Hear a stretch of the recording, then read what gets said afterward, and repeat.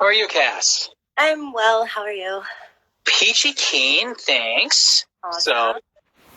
So we have a decent amount of people in watching, so we'll just get right down to it.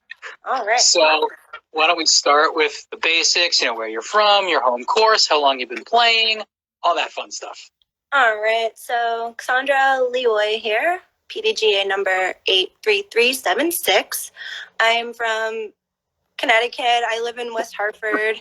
But I play out of Bristol. Page Park is my home course. It's the course I play the most. But Rockwell is right there 5 minutes away. So that got built after I started playing. So I've been playing, both courses pretty frequently. And I love both a lot. So I recommend both of them, definitely. I still haven't gotten to Rockwell. That's got to change at some point. You have to get to Rockwell. Like, if you want, it's challenge, everything. It's amazing course. I've been playing since about 2015, and my first PDGA tournament was in 2016, which was a women's global event at Maple Hill called the March on Maple.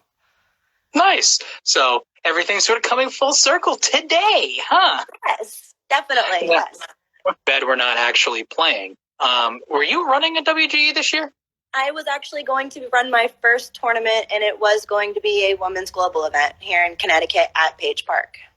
Well, we talked to Kaylee this morning, who's bummed out about, I'm sure you are as well, that, you weren't really able to get that off and running. It was going to be my first tournament ever TDing. I pretty much stepped up so the women here in Connecticut could have a nice, easy location to come play a women's global event and join all the rest of the women in the world playing on the same day. So why don't we get right into what's the women's scene looking like in Connecticut? The women's scene is definitely growing. We started a ladies league here, CT Women's Disc Golf, and Jessica McNeil was actually Jessica Chapman now. She just got married. She last week too, right? Yeah, not too long ago. She's actually been the one hosting the Wednesday nights since I work those days. So she's been getting all the women together, and they've been loving it. I've been seeing their posts, and they're all super excited to get together on Wednesdays. But now with COVID, we can't get together anymore. Well, we're all doing the best we can, but so for a Connecticut tournament, how many women are signing up for tournaments? When I first started, it was basically just me and a couple others here and there. There was 3 or 4 of us. Now I'm seeing about 5, 6, 8 women signing up. So, which is great. They're all intermediate players. I'm looking forward to watching them grow in the future. I'm excited for the scene in Connecticut pushing forward. That's awesome. I keep seeing more women on the course, and it gets me super excited. I'm for some reason, you wouldn't think I'd be nervous to approach these women, but sometimes I do get a little nervous, and I'm like, hey, I have a ladies league, you should come join it and stuff. And they all look at me who are you? Well, your name's starting to get out there. I'm sure that a lot of people recognize you at this point, especially in the Connecticut area. Most definitely. It's definitely growing. There's some people that I don't even know, and they're like, oh, look, it's Cass. And I'm like, hi. No, your reputation precedes you. You are the women, or the woman that slays men in their divisions when you play that or there. So, and I've seen you beat some men in Team Challenge too. That's all because I've been the only woman basically playing for a while when I first started. So when you're the only woman playing, you're playing with the men, and all you want to do is beat them. So now I'm actually competing with them and beating some of them and giving them a run for their money, which is nice. Yeah, I didn't send this one to you ahead of time, but I think it's a good question to ask. As the women's scene grows, and maybe there could be women who don't play that often that are watching this, do you suggest playing more with women or more with men? Do you think that the way that you went made you a better player in the long run? I absolutely do believe playing with men made me a better player in the long run because it pushed me. It pushed me to want to drive as far as they're driving. It pushed me to want to make the putts from very far away like they're doing. Like, I'm watching them like, oh my gosh, I'm like, I want to do that. I can do that too. So I feel like it really like pushed me to level me and evaluate me as much as it has playing with the men. I do enjoy playing with the women though, and it's a totally different game and playing with them. Playing with women is a lot more fun. We are giggly. We are very talkative. We laugh, like, and we dance. We're silly. Like, we have fun on the course. Like, there's no doubt about it. We just have fun out there. Yeah, for sure. Why don't we talk about last season quick? Because you had a pretty awesome season last year, and you really put yourself out there a lot last season. So, what were the highlights? What'd you learn? Let's see here. So I played a lot of big tournaments last year. That was really my goal, was to get out there and push myself. I really wanted to push myself and see how I competed with the touring pros. And after I went to Am Worlds and got my little nerves out at Am Worlds, like being on that big stage, I was just like, I'm ready for more. I want to compete. I want to be on bigger stages. I just want to just go out there and play. And it was just, I can't even like explain the feeling of being out there on the big stage, especially competing with all the different people from all over. That was like the best part, was playing with girls from Texas, playing with girls from Australia. At the U.S. Women's, I played with 2 girls from Australia on my card, which was really cool. Or one from Australia and the other one was from a different country. And it was awesome. Like, that keeps me wanting to do more. Yeah, it's funny because your energy level talking about it just went. So, like, you're definitely passionate about it, no doubt. Yeah. Also, I mean, you did enough that it got you promoted, which is awesome, from the street team up to the ambassador team, which is great because, I feel like the more women that move up the ranks in the team, the better. If you're giving advice to a woman starting out looking to get sponsored, what would you tell them? My advice to you, like, definitely if you're looking to get sponsored, is like, keep going out there, play tons of tournaments, like promote, and like you have to like be passionate about the sport and what you're doing, like, and just go for it. Play, give it your best, and just play as many tournaments as you can, and like promote yourself and promote fans, and just have fun with it. Sure. So, after talking to like Nicole and Kaylee, you have a little bit more experience on like that big stage because they haven't really ventured out there yet. And there's been a lot of changes with the Pro Tour, with the women being off after the men now. You sort of have a different perspective than maybe either of them, or definitely more than I do. Sort of talk about the state of where the women's game is, if you think that we're moving in the right direction, what still needs to be done. So we haven't really got to like experience much of seeing the new changes with it this year, but what I we have a big asterisk on that question of what we've seen so far. But what I have seen with I guess Waco and a couple of the other big tournaments that were out there, that the women seemed more excited to tee off in the later tee times. They weren't waking up as early, and they actually got to enjoy some of the men and watch them before they got to play and stuff.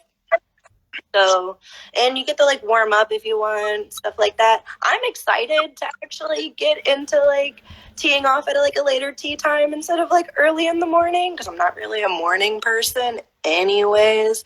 So I'm super excited to see what it is teeing off later in the day. Like, will I be warmed up? Will I, like, will my mental game be there? Will I be out of it? Like, will I be too tired? Because I'm already like, like everyone's already teed off already. Do I really want to go out and play right now?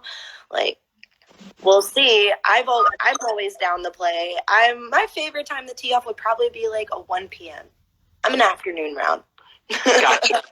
I mean, you brought up a good point, and I know that I'm somebody who gets in my own head a lot if I'm not constantly moving, and the whole waiting for like an afternoon tee time is rough. And especially if you've been playing those morning tee times your entire career, and all of a sudden you're in the afternoon, that's a bigger adjustment than I think people get credit for. But I'm saying, with the early tee times, you don't have much room to warm up unless you're waking up at 5 o'clock in the morning to really get your arm going. And is your body really rested? You know? And so with the later tee time, I'm excited to see how well I will be able to perform. I'm so used to playing the 2 rounds a day anyways. For sure. I'm not used to the 1 round a day thing. So that was a big change last year going into some of the bigger tournaments was, only playing 1 round a day. And that's all you got for that day was that 1 round. You didn't get another chance at the course the same day. You have to wait next day for that chance. So yeah, there's definitely a big learning curve in stepping up to those bigger events. And that's one too. I mean, you've lived that. Yeah. So we'll pretend that COVID didn't happen. What is the Cass Attack season looking like? Oh, man, I've already would have played 3 tournaments. Other than that, my schedule was looking pretty... Hang on 1 second. I'll grab my book. There you go. Pretty stacked, to say the least. I wanted to hit definitely some big ones. So... There's not much really going on in July, really. But I really wanted to hit Pro Worlds in June. That was going to be a big one for me. First time going to Pro Worlds. I got the invite. So we'll see when they postpone that and see if I can actually make it out to Utah, because Utah to Connecticut's kind of a haul. Kind of. But, on my little... thing here, starting with August, I was looking at Idlewild as my first big one, besides Pro Worlds. And then after that, I wasn't sure if I was going to join Vacation Lane up in Maine or go to Ledgestone. I really wanted to do some really big events this year. And then the weekend after that would be the 21st, and you have to hit the Greater Hartford. I've got plans, I've talked to Scans, Al Kennan, Nick Masters. I want to do Hartford this year. I love Wickham, so I need to play that. And I have 1 sword from when I was in advanced, and I want another sword. The swords are just awesome, and I want another sword. Sorry. I love MVP, but just as a teacher, that week that MVP is so hard for me to get off. Last year when I played MVP, I got to Maple Hill with 2 minutes to spare for my tea time because I had to leave from work. So the Hartford weekend is way better for me. So that's going to be my big fall tournament. Yes, that's awesome. Because the weekend after Greater Hartford is MVP. Yeah. Maple Hill is just amazing, and I have magic happens at Maple Hill. I don't know what, but it does. Just playing the course and just being there with all the pros last year, and that being my first big event and my first pro tour event, it's just, it was awesome. So then after that would be Green Mountain, and then after Green Mountain, I wasn't sure if I wanted to go down to Delaware or go up to Canada. There's the options there. I think at this point you're probably going to be much better off going to Delaware than trying to go out of the country after all this COVID stuff. I know, with COVID. Who knows if any of these are even happening still? So I know. This was, you said no COVID, so this was my plan. No. Fair enough. Fair enough. So I had a decision to make between Stafford Woods and the main states, okay, that weekend. I'm going back to Stafford. I love Stafford Woods. It's one of my top favorite courses. That course in New Jersey is amazing. You have to go there and play it. you will not be disappointed. And I've heard the crew there is also amazing. Adam Harris, Becky Harris, they do a great job putting on the tournaments there at Stafford. And I've decided it's my birthday weekend. I'm going to Stafford Woods. Do it up. Do it up. So, and then after that, it's the Hollows. The Hollows. Yeah. Yep. Yeah, I love Bill and Norma events immensely. Hopefully you get to do a good amount of those events. I'm hoping for everybody's sake we get to do this. For real, it doesn't stop there. You got Warwick in New York, and then after Warwick in October, then we have the A tier at Firefly here at Rockwell. Right. And I'm hoping that we can get some big people out here at Firefly this year. It's A tier. There's a lot of added cash to it. I myself, for winning first place, won almost $600 like alone for the FPO purse, which was great. So I would love to see some more women come out and play Rockwell this year. That's definite. Yeah, I hope that we get back to it sooner rather than later, so long as it's safe. I know. So anything else you want to sort of go over or shout out before we head out? I don't know. Y'all can just follow me in my adventures. I try to share them as much as possible. I know I'm a little camera shy, so I don't really get in front of the camera as much. But if you convince me to, you might see some videos of me.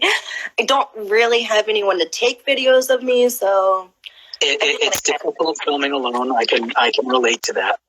I do what I can, so. Yeah, it's all about getting that tripod. That's an important investment. Yes, I've actually was looking into those recently. So Facebook Marketplace, they're all over those for dirt cheap.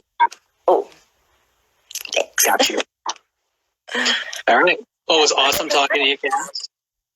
You guys have fun. Follow me if you're not following me on Instagram. Your girl Cass. Definitely check her out. _girl_Cass. I think I got that right. So give her a follow. She's worth a follow. Super talented. Hopefully you'll be seeing her more on the big screen and the big stage. You were one of those rookies to watch. So, I am on the list of females to watch. So I'm hoping I can perform for you guys and I don't let the nerves get the best of me. Well, at this point, I just hope that we get the stage for you to be on. So let's get there first, and then once we get there, we'll worry about it then. Amen to that. All right. Take it easy, Cass. Thanks for stopping by. Bye.